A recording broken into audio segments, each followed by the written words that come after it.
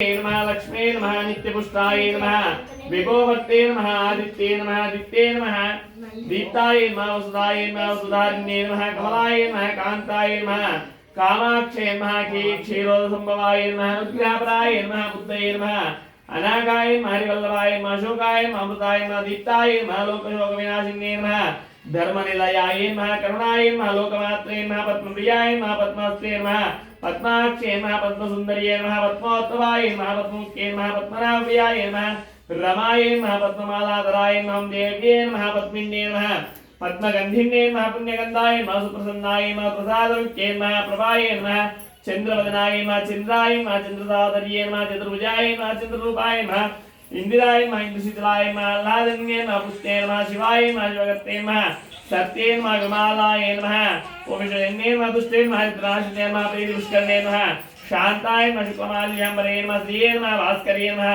बिल्वनिलयाय नमः वरोरोहाय नमः यशस्विने नमः सुन्दराय नमः उदारंगाय नमः हरिण्ये नमः हेममालिन्ये नमः धनधान्यगते नमः सिद्धाय नमः सैन्यसौम्याय नमः शुक्लाय नमः नृपयत्तदन्दाय नमः लक्ष्मी नमः वसुधाय नमः शुभाय नमः हिरण्यप्राकाराय नमः समुद्रतनयाय नमः जयाय नमः मंगलदेवे नमः विष्णुवक्षस्थलाय नमः विष्णुपत्ने नमः प्रसन्नाक्षे नमः नारायणसुताय नमः धृतंसिन्ये नमः देवे नमः प्रदाय वरण्ये नमः दुर्गाय नमः महाकाल्ये नमः विष्णु ब्रह्मा विष्णुव्याप्ताय नमः त्रिकाज्ञासुपन्ये नमः ओम भुवनेश्वरी माताये नमो नमः वरलक्ष्मी माताये नमो नमः ఆ తోరగంది పూజ చేసుకోండి తోరగంది 9 ముడులు వేసిన ఒక కంకణం అక్కడనే ఉంటుంది అది దానిపైన అక్షంతలు వేసి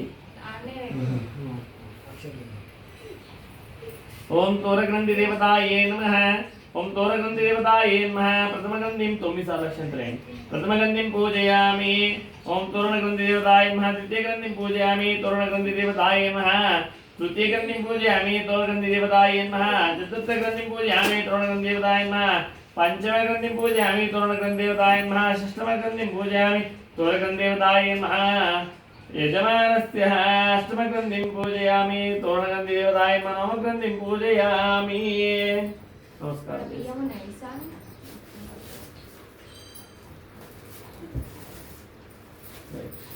అమ్మ మీరు కంకణము ఎప్పుడు కట్టుకుంటారు కథ విన్న కన్నా ముందు కట్టుకుంటారు కథ విన్న తర్వాత కట్టుకుంటారు అట్లా కాదు వాళ్ళ ఆచారం ఎవరి ఇయర్ ఎట్లా చేస్తారు ఫస్ట్ టైమా కంకణం కట్టుకొని కథ వినండి మీ ఆయన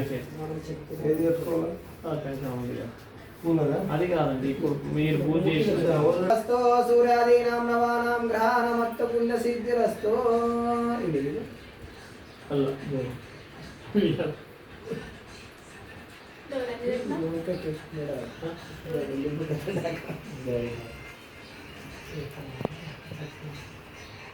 ఎవరైనా పెద్ద ముత్తైదులు అందరూ వాళ్ళకి కట్టండి ఎవరైనా పెద్ద ముత్తైదు వస్తారు కదా వాళ్ళకి కంకణం కట్టేసి పసుపు మంచి రుద్దాక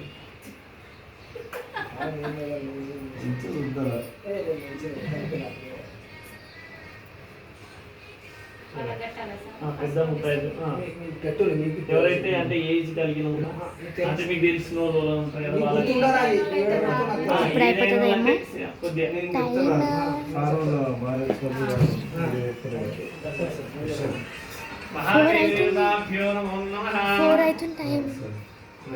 స్వామి ఈ యొక్క స్వామివారి కథ అమ్మవారి కథ చెప్తాను మాట్లాడకుండా వినండి తీసుకోండి పూల చంటలేదు ఎందుకు చేస్తారు ఏం పరిచయం తినండి అయ్యగారు చెప్తారు మాట్లాడకుండా చెప్తారు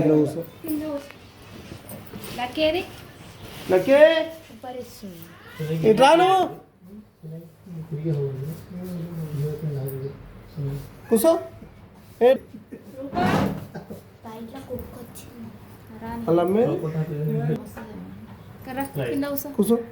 అన్ని వ్రతాల కన్నా మహిమాన్వితమైన వ్రతము ఈ యొక్క వరలక్ష్మీదేవి అమ్మ మధ్య నుంచి ఏమి ఇవ్వకూడదు అమ్మ మధ్య నుంచి ఏమి ఇవ్వకూడదు తీసుకోకూడదు మీరు అటు నుంచి ఇటు నుంచి ఇవ్వండి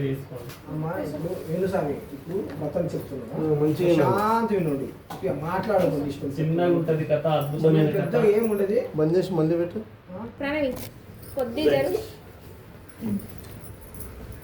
వినండమ్మా, అన్ని వ్రతాల కన్నా మహిమాన్వితమైన వ్రతం వరలక్ష్మి వ్రతం. ఈ యొక్క వరలక్ష్మి వ్రతాన్ని ఎవరైతే చేస్తారో వారికి సౌభాగ్యం ఉంటుంది, సత్సంతాన ప్రాప్తి ఉంటుంది, ధనధాన్య యోగం ఉంటుంది.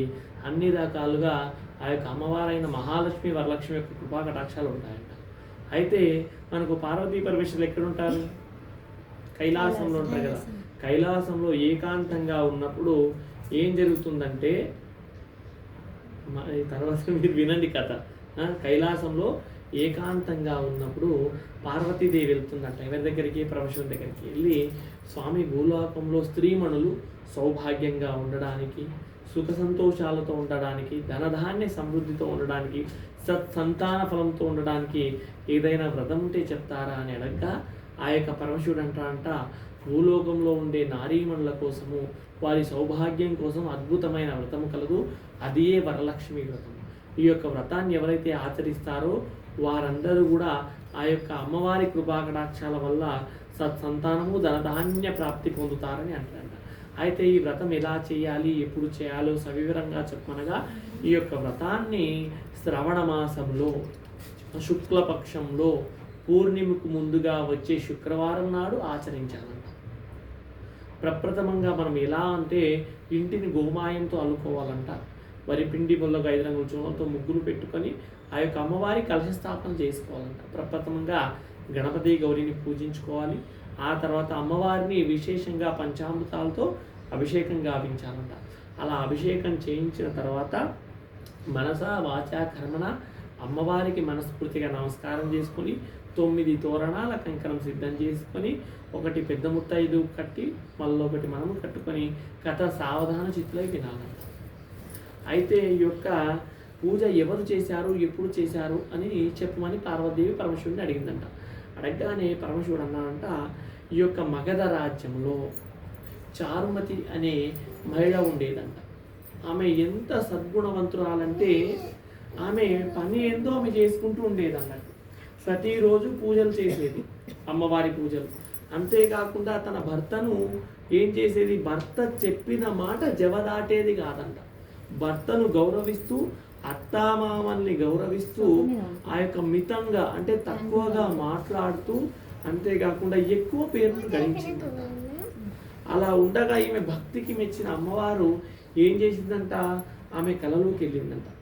ఒక రాత్రి ఒక స్వప్నంలో కలలోకి వెళ్ళి, అమ్మా చారుమతి, నేను వరలక్ష్మీదేవిని, నీ యొక్క భక్తికి నేను ముచ్చటించాను, అందుకోసమే నీ కలలో నేను సాక్షాత్కారమయ్యానని చెప్పిందంట.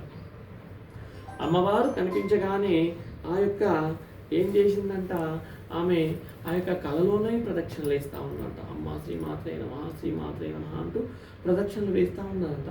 అలా వేస్తూ ఉండగా అమ్మవారు అన్నంట, నీ యొక్క భక్తి అకుంఠితాభావ దీక్ష నన్ను ఇక్కడికి రప్పించిందమ్మా.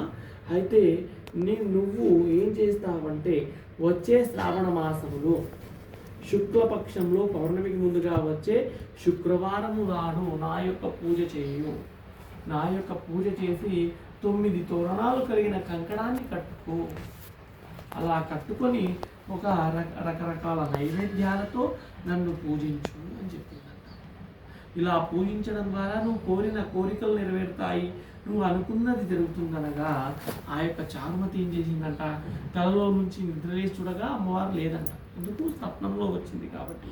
తనకు వచ్చిన కళ తన భర్తకి చెప్పిందంట. తన అత్తమామలు చెప్తే చాలా ఆనందించినారంట. అలా ఆనందించి ఏం చేసినారంట, ఆమెకు ఆ యొక్క కళ వచ్చింది కాబట్టి అమ్మవారు నిజంగానే వచ్చింది అనుకొని శ్రావణ మాసంలో ఆ యొక్క పూజ జరిపిద్దామని నిర్ణయించుకున్నారంట.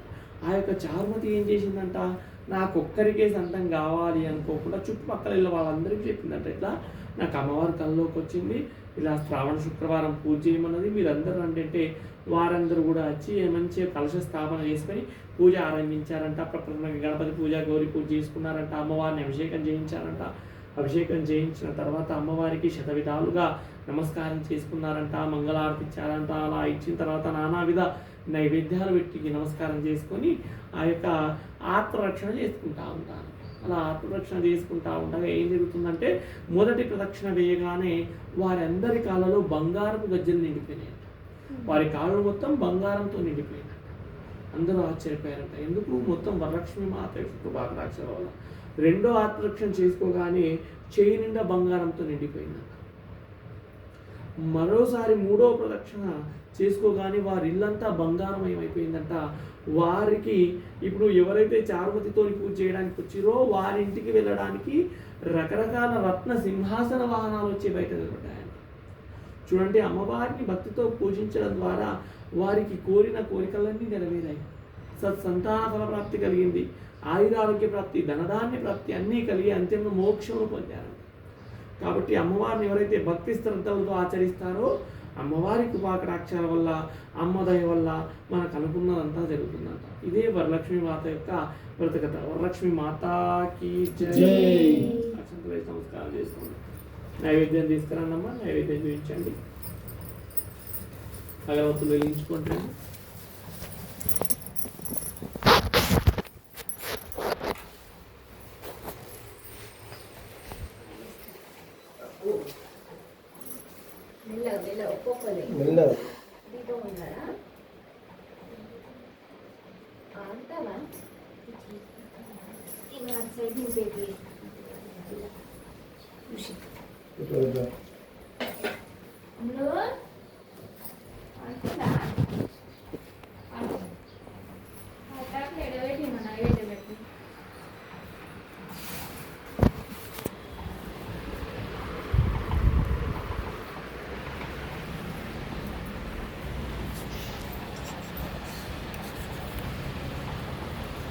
Lucky.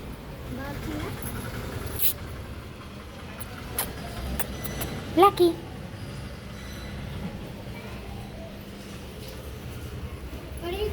Ini salah.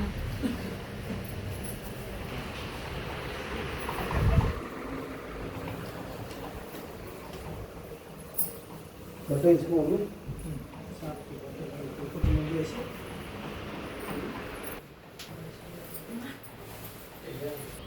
సో మధ్యలో వీడియోస్ ఆగిపోయాయి, అయినా పర్వాలేదు. 3 పార్ట్స్ వస్తాయి. First 1 part, second part and third part. Yeah, ఇప్పుడు ఇది కట్ చేస్తాయి ఎందుకంటే చాలా అయిపోయింది. నైవేద్యం అయిపోయినాక కొంచెం బ్రేక్, నైవేద్యం పెడతాం. ఇప్పుడు ఇంకా 4th పార్ట్ చేయబోతున్నాం, ఇంకా అవ్వలేదు. ఓకే, నైవేద్యం పెడుతున్నాం. Okay, bye. ఓకే.